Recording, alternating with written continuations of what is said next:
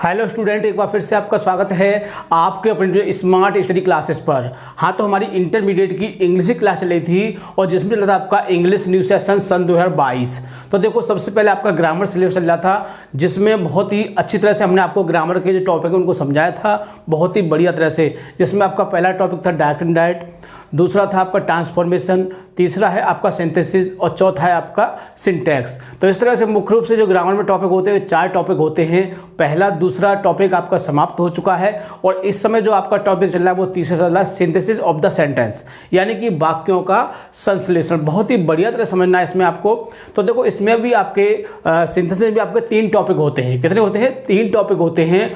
और इसमें हम आपका जो पहला टॉपिक है सिंपल सेंटेंस, उसको हम कंप्लीट कर चुके हैं। इस समय जो टॉपिक चल रहा है आपका दूसरा टॉपिक चल रहा है कंपाउंड सेंटेंस। तो कंपाउंड सेंटेंस भी आज जो टॉपिक पढ़ाने जा रहे हैं वो इसके माध्यम से वो भी आपका समाप्त हो जाएगा।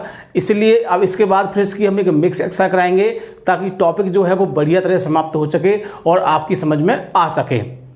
तो बहुत ही अच्छी तरह से आपको समझना है। तो देखो, मुख्य रूप से जो कंपाउंड करने के लिए आते हैं वो क्यूमुलेटिव कंजक्शन, एडवर्सेटिव और आपका अल्टरनेटिव और इलेटिव, जो 4 कंजक्शन होते हैं इनके माध्यम से होता है। लेकिन कभी कभी क्या होता है कि वो रिलेटिव प्रोनाउन और रिलेटिव एडवर्ब के द्वारा भी कंपाउंड पूछ लेता है। वैसे तो आपका रिलेटिव प्रोनाउन और रिलेटिव एडवर्ब से आपके कॉम्प्लेक्स बनते हैं, लेकिन कभी कभी कंडीशन के बेस से वो पूछ लेता है कि आपको रिलेटिव प्रोनाउन और रिलेटिव एडवर्ब के द्वारा कंपाउंड सेंटेंस बनाइए। तो उसको भी हम आज की वीडियो में डिस्कस कर देंगे कि किस तरह से किस किस वर्ड से जोड़ने पर आपका रिलेटिव प्रोनाउन और रिलेटिव एडवर्ब के द्वारा कंपाउंड सेंटेंस बन जाता है। इसलिए वीडियो को पूरा देखना है, बिल्कुल भी स्किप नहीं करना है। जो विद्यार्थी चैनल पर नए हैं वो चैनल को सब्सक्राइब कर लें, बेल आइकन प्रेस कर लें ताकि आगे आने वाली वीडियो का नोटिफिकेशन आपको आसानी से प्राप्त हो सके। ठीक है, तो ज़्यादा समय ना वेस्ट करते हुए चलते हैं अपने टॉपिक की ओर।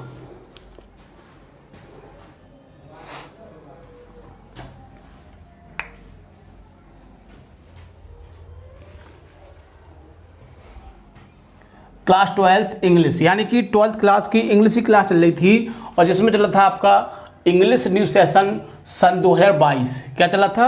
English new session 2022। और इसमें हम ग्रामर सिलेबस को डिस्कस कर रहे थे। देखो, हम आपको पहले बता चुके हैं कि ग्रामर सिलेबस जो है वो कितना इंपॉर्टेंट है, यानी कहा जाए तो इसके बिना कोई भी चीज़ पॉसिबल नहीं है। यानी कि आप टेक्स्ट बुक को ले लीजिए, जो भी बुक हैं आपकी, उनको अगर आपको अच्छी तरह से ध्यान से समझना है तो आपको ग्रामर को समझना पड़ेगा, क्योंकि जब तक आप ग्रामर को नहीं समझोगे कोई भी टॉपिक आपके ठीक से समझ में नहीं आएगा। तो मैंने आपको बताया था कि आज का टॉपिक बहुत ही बढ़िया है और इस समय हम डिस्कस कर रहे हैं। आपका टॉपिक नंबर 3 है सिंथेसिस ऑफ सेंटेंसेस, यानी कि वाक्यों का संश्लेषण। बहुत ही अच्छा टॉपिक है और इसमें जो पहला टॉपिक हमने समाप्त कर दिया है। इस समय जो चल रहा है आपका दूसरा टॉपिक चल रहा है टू कंबाइन 2 और more simple sentence into 1 compound sentence, यानी कह सकते हैं कि दो या 2 से अधिक सिंपल सेंटेंसों को मिलाकर एक कंपाउंड सेंटेंस बनाया जाता है। तो देखो, हमने आपको पहले बताया था कि मुख्य रूप से जो आपके कोऑर्डिनेटिव कंजक्शन होते हैं उनसे हम कंपाउंड सेंटेंस बनाते हैं। लेकिन मैंने आपको बताया था कभी कभी वो पूछ लेता है कि रिलेटिव प्रोनाउन और रिलेटिव एडवर्ब के द्वारा भी कंपाउंड बनाइए। तो उस समय बड़ी समस्या आ जाती है कि अब इसने हमसे पूछ लिया कि रिलेटिव प्रोनाउन से बताइए या फिर रिलेटिव एडवर्ब से बताइए। अब उसमें क्या करोगे? इसलिए आपको हमने सोचा कि आपको इसकी भी जानकारी होनी चाहिए कि यदि इस तरह से पूछ लिया जाए तो क्या करेंगे। बहुत ही आसानी से कर सकते हो, ध्यान से आपको देखना है। तो देखो, मैंने आपको बताया था कि रिलेटिव प्रोनाउन और रिलेटिव एडवर्ब। तो सबसे पहला है आपका रिलेटिव प्रोनाउन। अब रिलेटिव प्रोनाउन क्या होता है थोड़ा देख लेते हैं। यानी कि संबंध सूचक सर्वनाम, यानी कि ऐसे शब्द होते हैं जिनसे संबंध बताया जाता है, यानी 2 या 2 से अधिक वाक्यों को जोड़ा जाता है। सलाम से 2 वाक्यों को जोड़ा जाता है। अब बात आती है कि वैसे तो आपके रिलेटिव प्रोनाउन जो है वो कई होते हैं, हु, हुम, हुज, दैट, विच, और कंडीशन के हिसाब से लगते हैं। लेकिन यदि आपका कंपाउंड करने के लिए आता है तो सिर्फ आपको 2 वर्ड को ही ध्यान रखना है, जिसमें आपका पहला है हु और दूसरा है विच, यानी जिसका अर्थ क्या होता है जिसने, और इसका होता है जो। तो हु का प्रयोग होता है आपका व्यक्तियों के लिए और जानवरों के लिए। किसके लिए? व्यक्तियों के लिए और जानवरों के लिए। विच का प्रयोग होता है पक्षियों के लिए। तो ये बात आपको याद रखनी है कि जब भी एग्जाम में कोई वाक्य आएगा आपका कंपाउंड करने के लिए और आपसे पूछा जाए कि इसको रिलेटिव प्रोनाउन के द्वारा बनाइए, तो आपको याद रखना है उसमें कि किस किस वर्ड का प्रयोग करोगे, हु का और या फिर विच का, जिससे कि आपको देखना है कोई व्यक्ति है या कोई जानवर है तो किसका प्रयोग करोगे, हु का, और यदि कोई पक्षी है तो किसका प्रयोग करोगे, विच का, यानी दोनों वाक्यों को जोड़ दोगे। इसके अतिरिक्त यदि वो आपसे कहता है कि रिलेटिव एडवर्ब के द्वारा बनाइए, किसके द्वारा, रिलेटिव एडवर्ब, तो रिलेटिव एडवर्ब में आते हैं आपके संबंध सूचक क्रिया विशेषण से दो वाक्यों को जोड़ा जाता है। अब इसमें भी आपके दो वर्ड हैं, कितने वर्ड हैं, दो वर्ड। पहला है इसमें आपका वेयर, जिसका अर्थ क्या होता है, जहां, और ये किसके लिए आता है, स्थान के लिए। दूसरा है आपका व्हेन, इसका मतलब होता है जब, और ये किसके लिए आता है, समय के लिए। इसमें एक और चीज़ आपको याद रखनी है कि यदि हमारा कोई स्थान संबंध वाक्य दिया है तो उसमें देयर दिया होता है, क्या दिया होता है, देयर, और जब हम उसका कंपाउंड सेंटेंस बनाते हैं, उसको कंपाउंड में चेंज करते हैं, तो हम देयर को हटा देते हैं, क्या करते हैं, इसको हटा देते हैं, ठीक है, याद रखोगे। और जब समय का प्रयोग करते हैं, किसी में समय के यूज करना है, तो उसमें दिया होता है आपका देन, क्या दिया होता है, देन, तो देन को भी क्या करते हैं, हम हटा देते हैं, तो देन को भी हटा देंगे, ठीक है। इसके साथ साथ आपको एक और बात याद रखनी है, जिसको मैं आपको नोट के माध्यम से बताऊंगा, किससे बताऊंगा, नोट के माध्यम से। तो आपको इतना याद रखना है कि स्थान का वाक्य हो तो किससे बनेगा आपका, वेयर से, और समय का हो तो व्हेन से, व्यक्तियों के लिए हु, पक्षियों के लिए विच, ठीक है। तो जिस बात को आपको ध्यान रखना है मैं यहाँ उसको नोट के रूप में लिखवा देता हूं, यानी कि जब हु का प्रयोग करते हैं, यानी कि जब हम हु का प्रयोग करते हैं तो दूसरे वाक्य के सब्जेक्ट को हटा देते हैं, इस बात को याद रखना है, ठीक है। थोड़ा सा और बता देता हूं, स्थान का वाक्य हो तो देयर को हटा देते हैं,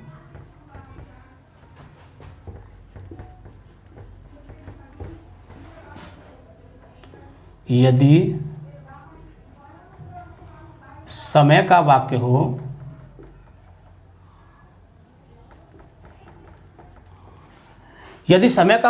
तो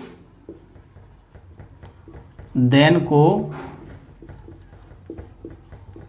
हटा देते हैं, ठीक। तो इस थोड़े से नोट को आपको याद रखना है, कब, जब आप रिलेटिव प्रोनाउन या फिर रिलेटिव एडवर्ब के द्वारा कंपाउंड बना रहे हों, तो इन छोटी सी बात को, इस नोट की बात को आपको याद रखना है, जिससे कि आपका जो वाक्य चेंज होगा वो आसानी से बन जाएगा और बिल्कुल सही बनेगा, ठीक है। तो कुछ एग्जाम्पल देख लेते हैं ताकि ये टॉपिक हमारा अच्छी तरह से क्लियर हो सके।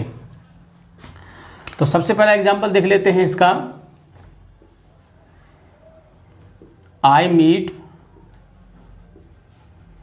Rahul, he gave me your book. I meet Rahul यानी कि मैं राहुल से मिला, he gave me your book, उसने मुझे तुम्हारी किताब दी। मैं राहुल से मिला और उसने मुझे तुम्हारी किताब दी। अब बात आती है कि हम इसमें हु का ही प्रयोग क्यों करेंगे, क्योंकि क्या दिया है इसमें, राहुल, और राहुल क्या है, हमारा एक व्यक्ति है, ठीक है, क्लियर है, राहुल हमारा एक व्यक्ति है। तो हम किसका प्रयोग करेंगे, हमने बताया था व्यक्तियों के लिए क्या करते हैं, हु, और किसके अर्थ में आता है, जिसने। तो आई मीट राहुल, मैं राहुल से मिला जिसने मुझे तुम्हारी पुस्तक दी, जिसने मुझे तुम्हारी पुस्तक दी। बन गया नहीं बन गया, बहुत ही आसानी से बन जाएगा। तो इसको हमें क्या करना है, इसका आपको करना है कंपाउंड सेंटेंस। तो देखो मैं आपको बता देता हूं कि यदि आपको जो हमने बातें बताई हैं, यदि आपकी वो बातें आपके माइंड में हैं, तो आप बहुत ही आसानी से कंपाउंड में बदल सकते हैं, बिल्कुल भी आपको दिक्कत नहीं होगी। ठीक है, तो देखिए शुरू करते हैं, बनाते हैं इसको। I meet Rahul. अब हमने क्या बताया था कि जब हम हु का प्रयोग करते हैं तो जो दूसरे वाक्य का सब्जेक्ट होता है उसको हम हटा देते हैं, चाहे कोई नाउन हो चाहे कोई प्रोनाउन हो, सब्जेक्ट को हम हटा देते हैं। ठीक है, तो ही को हटा देंगे और ही की जगह आ जाएगा आपका who gave me your book. दूसरा एग्जांपल देख लेते हैं। I meet mister Gupta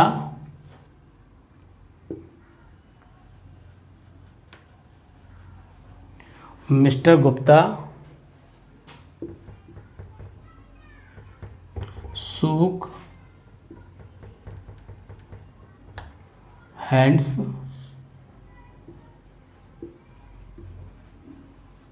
with him। यानी कि मैं मिस्टर गुप्ता से मिला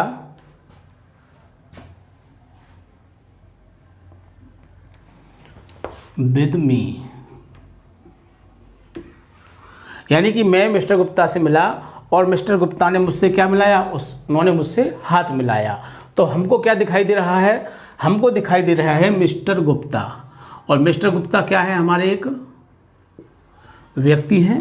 तो मैंने आपको यही बताया था कि यदि कोई व्यक्ति से संबंधित वाक्य होता है तो हम उसको किससे जोड़ते हैं, हु से जोड़ते हैं। तो क्या लगा देंगे इसके बीच में, हम हु और मिस्टर गुप्ता को हटा देंगे, क्योंकि मैंने आपको बताया था कि जब हम हु से जोड़ते हैं तो दूसरे वाक्य का जो सब्जेक्ट होता है उसको हम हटा देते हैं, चाहे वो नाउन हो या फिर प्रोनाउन हो। तो तीसरा एग्जाम्पल देख लेते हैं।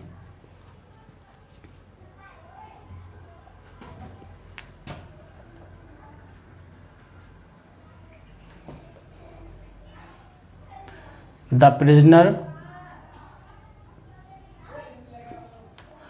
prisoner was taken before the captain। यानी कि जो कैदी था उसको किसके सामने लाया गया, कप्तान के सामने लाया गया।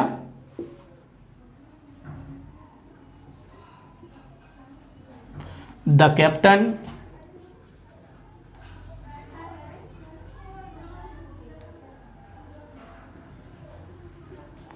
condemned him to death। यानी कि जो कैदी था उसको क्या हुआ, उसको कप्तान के सामने लाया गया और कप्तान ने उसको मृत्यु की सज़ा दे दी। तो the captain was before the prisoner was taken before, तो देखो कैप्टन आ गया और ये क्या है, हमारा व्यक्ति है। तो हम इसमें इस कैप्टन को हटा देंगे और हु को लगा देंगे और आपका बिल्कुल करेक्ट हो जाएगा बहुत ही आसानी से। आगे फोर्थ सेंटेंस देख लेते हैं इसका। He released the parrot. He release the parrot, उसने तोते को छोड़ दिया। It at once flew away, और वह क्या हुआ, वह तुरंत उड़ गया, या कह सकते हैं कि हाँ वह तुरंत उड़ गया। यहाँ इट मान लो हमने बताया था कि पक्षियों के लिए हम इट का प्रयोग करते हैं, पक्षियों के लिए, जानवरों के लिए। तो उसने क्या किया, उसने तोते को मुक्त किया और तोता उड़ गया। तो देखो ये कौन सी बात आई, पैरट। क्या है, पैरट। तो देखो हम आपको बता देते हैं कि ये क्या है, हमारा एक पक्षी है। पैरट क्या है, तोता आइबिन एक पक्षी है। तो पक्षियों के लिए किसका प्रयोग करते हैं, विच का प्रयोग करते हैं। तो बना देते हैं इसको। Release the parrot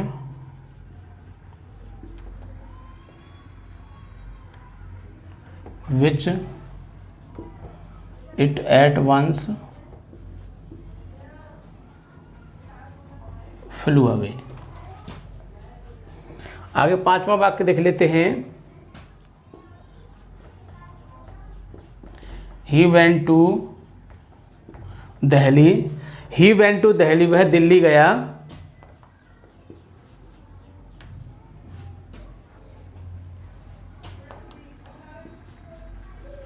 he saw the Red Fort there. अब देखो हमको क्या दिखाई दे रहा है, दिल्ली। देखो मैं आपको बता देता हूं कि आप सेंटेंस की कंडीशन से ही पहचान लेंगे कि इसमें हम किसका प्रयोग करेंगे।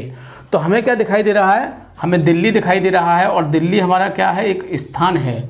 और हमने आपको बताया कि स्थान के लिए क्या लगाते हैं, वेयर। क्या लगाते हैं, वेयर। और वहाँ पर उसमें क्या दिया है, देयर। और देयर को क्या करते हैं, हटा देते हैं। और ये चीज़ हमने यहाँ पर आपको नोट में भी लिखवाई है कि देयर को हटा देते हैं। तो बनाते हैं, he went to Delhi where he saw the Red Fort. ठीक, अब क्या करेंगे, इस देयर को यहां से हम हटा देंगे, हमने बताया था आपको। एक और वाक्य देख लेते हैं।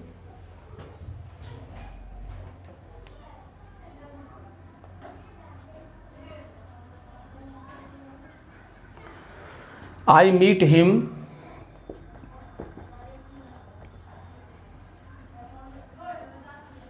इन the morning. I meet him in the morning, मैं सुबह में उससे मिला।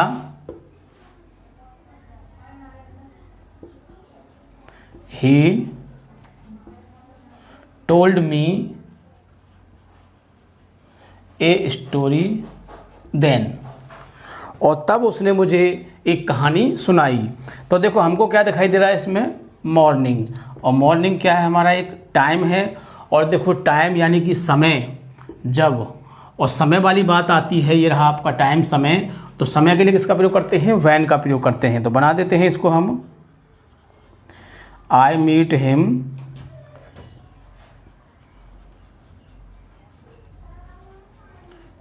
इन द मॉर्निंग when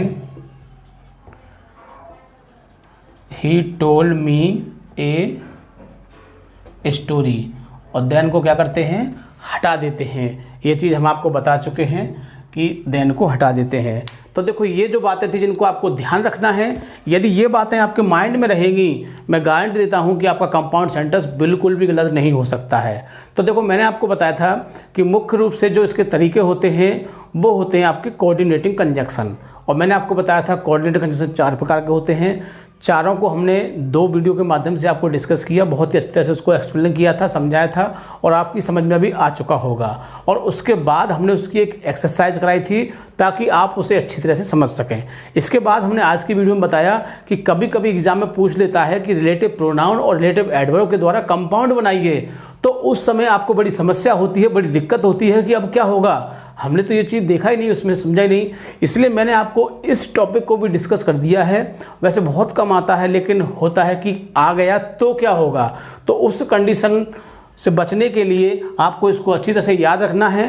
तो 2 वर्ड इसमें है, 2 वर्ड इसमें है, जिसमें आपको याद रखना है कि हु का प्रयोग कब किया जाता है और विच का प्रयोग कब किया जाता है, वेयर का कब किया जाता है और वैन का कब किया जाता है। ठीक है, तो ये बातें आपको याद रखनी है बहुत ही अच्छी तरह से, और एग्जाम्पल में हमने आपको डिस्कस कर दिए हैं ताकि अच्छी तरह से आपकी समझ में आ सके। तो देखो हमने बताया था कि इस तरह से आपका जो कंपाउंड सेंटेंस है वो पूरी तरह समाप्त हो चुका है। और अब हम अगली वीडियो में इसकी एक मिक्स एक्सरसाइज डिस्कस करेंगे ताकि इस टॉपिक को आप अच्छी तरह से पूरी तरह समझ सकें, क्योंकि जब तक इसकी एक मिक्स एक्सरसाइज नहीं होगी आप इसको ठीक से समझ नहीं पाएंगे। क्योंकि इस समय हम कुछ गिने चुने एग्जाम्पल देते हैं ताकि आपकी समझ में आ सके, और एक्सरसाइज में हम बहुत सारे एग्जाम्पल देते हैं और उन एग्जाम्पल का प्रयोग करते हैं जो एग्जाम में आ चुके हैं। इसलिए आपको उसको बहुत इस तरह देखना है जिससे कि आपका रिविजन भी बढ़िया तरह से हो सके। ठीक है, थैंक यू। जय हिंद, जय भारत।